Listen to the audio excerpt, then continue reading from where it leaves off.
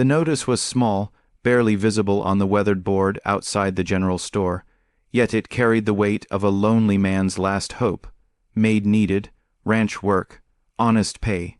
The cowboy who pinned it there was known as Thomas Reed, a widower hardened by dust, loss, and endless miles of silence. His ranch sat far from town, surrounded by open plains that howled at night like ghosts calling his name. Since his wife's death, the house had become a hollow shell boots left by the door, a chair that no longer creaked, a kitchen that smelled of cold ashes instead of bread. Thomas didn't want another woman in his life. He only wanted help, someone to cook, clean, and leave before memories grew teeth again. So when the Apache woman appeared at the ranch gate days later, wrapped in a faded shawl, eyes steady and unafraid, Thomas assumed she was lost.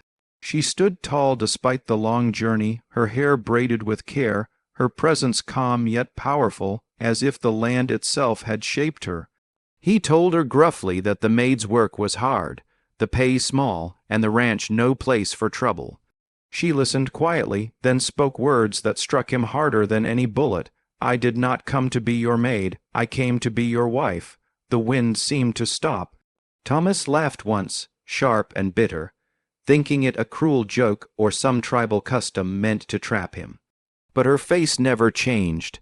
She told him her name was Nea, that her people had been driven away, that survival now demanded choices bolder than fear. She said she had watched him from afar, how he treated his horse gently, how he buried his wife with care instead of anger, how he paid fair wages even when no one was watching. She did not beg. She offered partnership, marriage, a future. Thomas refused instantly. He told her he didn't believe in fate, didn't want pity, and certainly didn't want a woman who would be judged, hunted, or hated just for standing beside him. But Nea stayed. She cooked without being asked. She repaired torn cloth.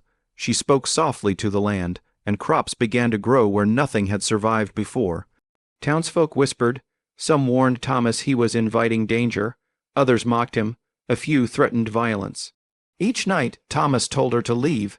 Each morning she was still there, working, enduring, smiling in small quiet ways that confused him more than anger ever could. Slowly the ranch changed. The house felt warmer. The nights grew less cruel.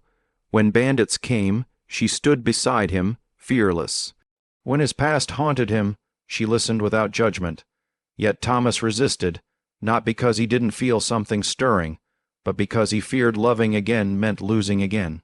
And as tension between settlers and Apache families grew, Thomas realized this woman's presence would force him to choose between safety and truth, between hiding and standing firm.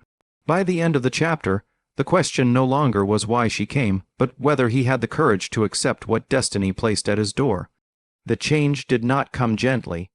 It arrived like a storm that strips roofs and leaves only truth behind. When the town council confronted Thomas, demanding he send Nea away or face consequences, he felt the old fear rise, but this time something stronger followed. Nea did not hide. She walked into town beside him, head high, hands steady, eyes unbroken. She spoke of peace, of shared land, of a future where children would not inherit hatred. Some laughed, some shouted. One man raised a rifle. Thomas stepped in front of her without thinking, realizing in that moment he had already chosen her long before he admitted it to himself. Violence did not erupt that day, but the threat lingered like smoke. At the ranch, Thomas finally asked her why she chose him, why not someone safer, someone from her own people. Nea answered simply, "You believes in good." That new Thomas dreamed of his late wife for the first time in years. She smiled, not in pain but in release. When he woke, he knew love was not betrayal, it was survival. He asked Nea to stay, not as an offer born of fear, but as a promise born of respect. They married quietly, with no witnesses but the land and the sky. Life was not suddenly easy. They faced cruelty, drought, suspicion, and loss. Yet together they rebuilt not just a ranch, but a bridge between two worlds. Apache families found shelter, settlers found fairness, Children laughed where guns once spoke. Nea taught Thomas that strength did not mean silence, and Thomas taught her that roots could be grown even in stolen soil. Years passed, wrinkles formed, seasons changed, the notice board outside the general store rotted away, forgotten. But the story endured, a cowboy who asked for a maid and found a wife who changed everything, not through magic or submission, but through courage, patience, and love that refused to bow.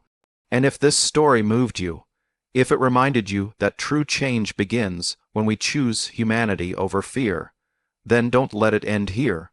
Subscribe to the channel because every story we share carries a heartbeat like this one. Stories of transformation, unlikely love, and the quiet power of standing together when the world demands separation.